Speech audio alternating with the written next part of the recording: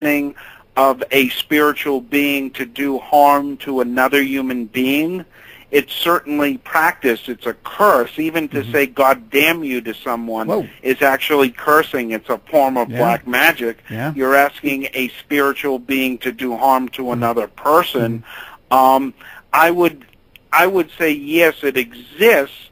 However, I really don't cover it too much. I look at more of the effects of these things, and when you consider that members of our government, like John Kerry and President Bush, are involved with organizations like the Skull and Bones, which practice a kind of black mass in their initiation ceremonies. The people in power certainly seem to believe that these rituals have will bring them money, power, and affect their enemies in a bad way. So that's really what to worry about. You know, the fact that the people who run our country and economic system are actually involved with occult rituals, whether you believe it or not. The fact that they do makes them very important. Right, and are they chewing off bat heads? Is W a bat head chewer? I mean, that's a good question. Hey, by the way, we have this from the Fast Blast. It's some information. It just says Ozzy Osbourne was a guest at one of President Bush's White House correspondent dinners, and Bush made a joke that his mom, Barbara, was a fan of Ozzy's, and Ozzy had a song called Mr. Crowley on one of his albums. Looks like old Grandma Bush, man. You know, an Ozzy fan, you know, she's a bat head chewer. I mean, just look at that face. Well, it's very strange. If she's the daughter of Aleister Crowley, all of that would make a lot of sense when you really think about it. Yeah.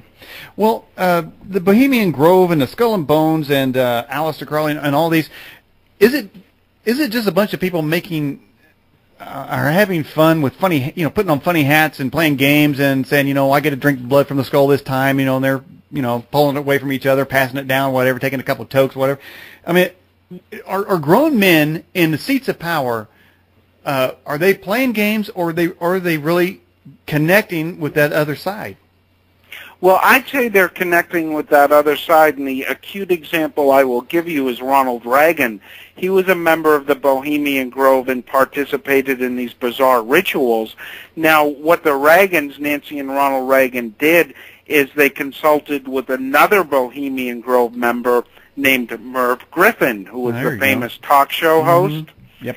And Merv Griffin suggested an astrologer to them who advised them for many years. You can get this information on my webpage, but I would say they take it very seriously, because Merv Griffin, a Bohemian Grove member, suggested to the President of the United States what astrologer they should use. It was a woman named Joan Quigley, and the Reagans actually planned their travels around what Joan Quigley said, and Ronald Reagan took her advice on international policy. So when you look closely at how these people operate, I mean, the President, Reagan was involved with these rituals. He consulted with another member of the Bohemian Grove for an astrologer, and the Reagans took this astrologer's advice very seriously. I'd have to say, yeah, they are touching into the dark side. So, frankly, then we could have the devil running the United States government. Well, yes. I mean, a short answer is yes. I mean, that's not to say that everything that the government does is evil, but remember, if you read your Bible, these diabolical leaders, when they do come to us, they will come as angels of light. They will do good things. They will mix good things with evil things to deceive us. So that's what you really got to think about. They'll send us a rebate check. They'll send us a stimulus check, huh? Hey, we have this. Whoa. But it did spin. Hey, what about this here? Somebody wants to know, ask this question here concerning the Madonna, Britney, and Christina kiss. They kissed on national television. Was that a satanic ritual kiss? Do you know? They are both heavily involved with an occult practice called Kabbalah. They're involved with the Kabbalah Center in Los Angeles.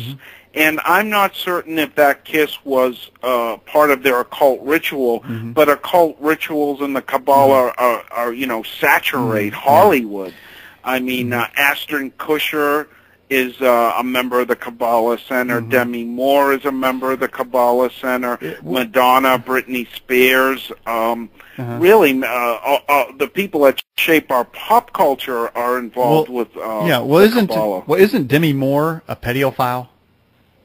I don't know that. I've never heard that Demi Moore Ashton was Kutcher. involved with pedophilia. Well, I mean, Ashton Kutcher. I don't know how. Ashton Kutcher being much younger than her. Yeah, you know. Well, that's a toy boy. That's technically pedophilia is sex with a child who is prepubescent, but you know, Ashton Kutcher is kind of close. Well, they're both freaks in my book, though. Really, is any in your research of occultism, William Kennedy, have you seen any documentation where those that practice occultism are saying there is an end coming to the planet, or there is going to be a great battle coming and their force is going to defeat the forces of good? Is there anything like that you've read or heard? Oh, yeah. I mean, I debated a fellow on another show called A Closer Look with Michael Corbin. This fellow was a Satanist in the Hond Order's Magical Existence, which is an occult group. And in the course of our debate, he said that there will be a confrontation between Christians and Satanists in a final end war. So some Satanists believe that. I'm not saying all Satanists do, but some of them certainly do. Do they project that they're going to win?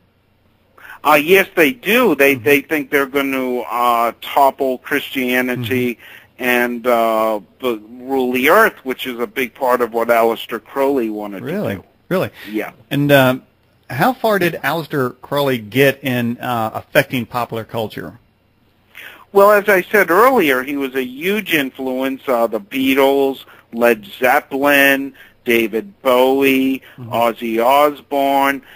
They all really adopted his teachings and practices within their music and within their personal lives, and those people are, hugely influential on our society. Wow. What about John Lennon's wife, Yoko Ono? There is a record. One of her. I mean, she's got to be possessed anyway, just by hearing her even trying to make a record. But if one of the records you play backwards, it says "I hate God," just like that. If you think she was affected by this earlier teaching when John was alive, connected with? Definitely, John and Yoko Ono. And I'm writing a book on the Beatles and the occult. By the way, that's going to be a book I'm coming out with in a year. They were extremely and heavily into the occult, not Satanism per se, but they hired tarot readers and astrologers and psychics. And John Lennon used to listen to these people, and he would actually travel around the country and leave areas. John Lennon was terrified of being assassinated, and he used to consult with these psychics in order to flee areas when an assassin was going to come get him. Now, the man who ultimately killed him, Mark David Chapman, claims that he was possessed by demons when he killed John Lennon.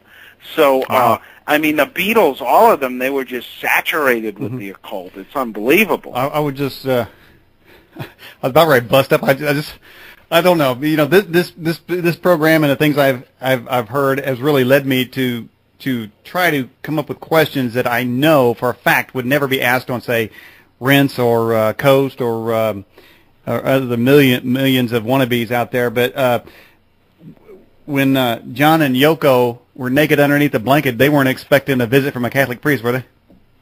No, that's I don't think so. They didn't have anything to do with it. I don't know where that came from. I was just thinking, because they had that time they were in there, they were just naked, Not to my knowledge, but who knows what was on that when they did that thing when they were in a paper bag. Yeah. Who knows who else was in there with them? I don't know. Okay. Well.